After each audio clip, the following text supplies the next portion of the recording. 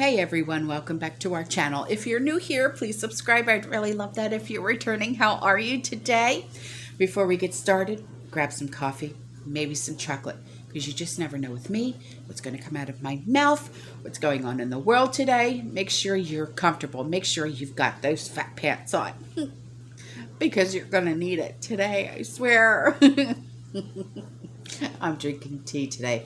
It's elderberry tea with a little bit of honey because my allergies are still bothering me. Ugh, Lord, I'll tell you. So, the first thing we're going to start off with is some pictures that were sent in by some subscribers, okay, that I wanted to share with you, okay? And this one says, I hope you had a wonderful Christmas with family and friends. Oh, I did. It was wonderful. Thank you. Thank you for all you do. At Walgreens in Jensen Beach, Florida. I found this on the entrance door. Oh, boy. Yeah. Okay. Look at this.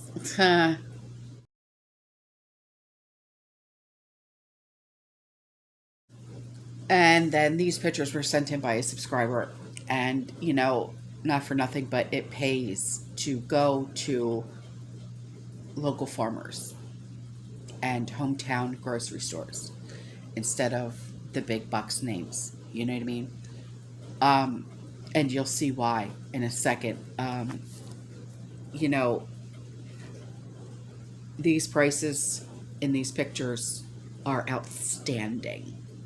Outstanding. These finds are outstanding compared to the meats that I bought the other day at $43 for a small roast.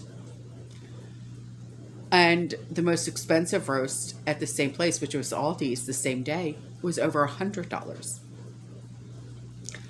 It's getting ridiculous. But yeah, it does pay to go to local farmers, local, you know, meat markets, you know, whatever. Because then you end up with something like this. Look.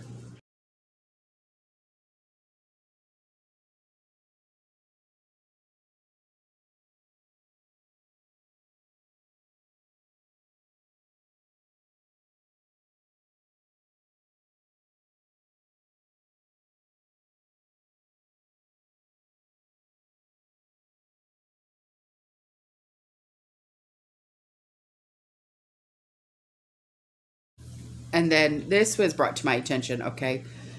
Apparently now, the new recommendation comes as this new variant is spreading, okay? Now people can stop isolating the 10 days. Now you can only do it for 5 days, you know? And I'm thinking,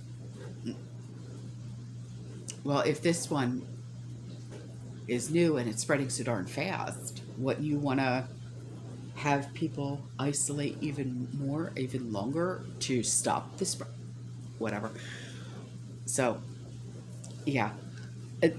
It's just me. It's just my opinion. So, and then these were sent to me, and she says, here we go again. Walmart in Marina, California. No beef, no pork, no chicken. Even the frozen breaded chicken was gone. Here are some pictures. I'm so done with this crap. Glad I planned ahead. Yeah, no kidding. Look.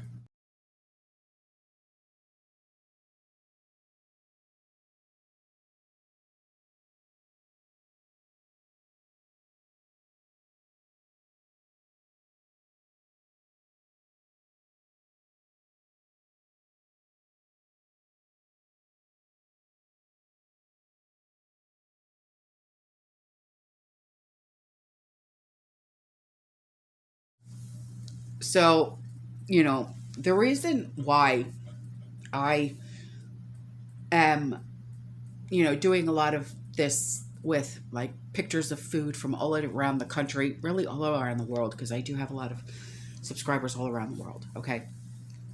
And a lot of you send me pictures of prices and, you know, this is what it costs for this at this store and that store in this town, in this state, in this country. And believe me when I tell you, I appreciate it. I appreciate the time that all of you take out of your day when you're out shopping and stuff like that, and then just send it to me. I absolutely love it. I do it and I adore it. And I'm so thankful. I really am. And I'm doing this for a reason. Just like yesterday when I did the video and I titled it the way that I titled it, saying the prices that we're paying now are going to be considered dirt cheap very soon. And it's so true. Because your groceries are about to get even more expensive very, very, very, very soon. Okay? And it's due to inflation. Yeah. Okay. Researchers, okay, they estimate food prices are going to rise at about 5% in the first half of next year. Okay. I had done a video, like I said, on meats and the prices that are going to rise starting the first week of January. Okay. As inflation surges, okay, to levels that have not been seen in decades, and as the supply chain disruptions continue to present challenges, food manufacturers are preparing to raise prices across the board of products in 2022. So it's not just going to be meats. It's going to be your basic necessities, okay? Like our basics that we buy for our prepper pantries, like rice, instant mashed potatoes, oatmeal, beans, spices, things like that. It's going to be across the board, okay? Now, a report that was done cited data from research from a firm called IRI, okay, that estimates a 5% rise in food prices in the first half of this coming year of 2022. Now, if you think grocery prices are already through the roof, which they are, because we've been discussing this for so long, it's kind of like ingrained in your brain now. Brace yourself, okay? Because this means that you can expect your trips to the supermarket to become even more expensive in this new year. And prices for pretty much everything from staples like dairy products, so like your milk, egg, cheese, things like that, okay, to bread, to produce. And even if you do buy produce, don't buy a lot of produce, because the produce that we've been buying is literally going rotten within days anyway. So unless you plan on pressure canning that produce or cutting it up, putting it in freezer bags, or using your food saver machine, don't buy a lot of it anyway. It's going to go to waste. To like candy, snacks, mustard, alcohol, they're expected to jump all in 2022. So, and this is all according to supermarket executives, okay? So, contributing factors, all right, include higher labor, packaging, shipping, logistic cost for supermarkets and manufacturers. And this is ultimately leading to you and me paying more at the register. So IRI, okay, of course, they're not going to respond to questions that are being asked, because why would they? And earlier this month, the U.S. Bureau of Labor and Statistics reported that the consumer price index saw a 6.8% rise in November from the year earlier, which represents the largest yearly increase since 1982. And food at home prices saw 6.4% overall increase over the last year, with the price of meats, poultry, fish, eggs increasing at almost 12.8%. I think it's a little bit higher when on meats myself, because this time last year, I was buying roasts for like no more than like the big ones for like $15, $20. Now I'm buying the smallest one I could find for $43. Okay. So, yeah. So supermarkets, excuse me, will likely have little choice but to pass the cost on to us, the consumer, right? And meanwhile, the cases that continue to spike across the country, prompting consumers to buy more groceries to prepare meals at home. So, inflation is accelerating and seeping into portions of the economy originally disturbed by the pandemic. And from milk at the grocery store to the gifts that we were buying on the holidays to the potential death of the infamous $1 New York slice of pizza. New York has the best pizza. Sorry. But prices across the country are rising. And this means your dollar is not going to buy as much as it did last year. Okay? Or even a few months ago. And that's a problem. It's a huge problem.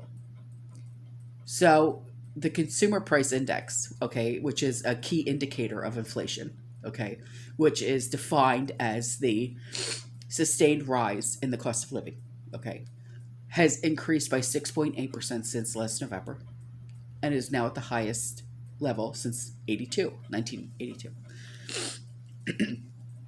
And the rising prices of food and fuel, because we're all seeing that too, because we all drive.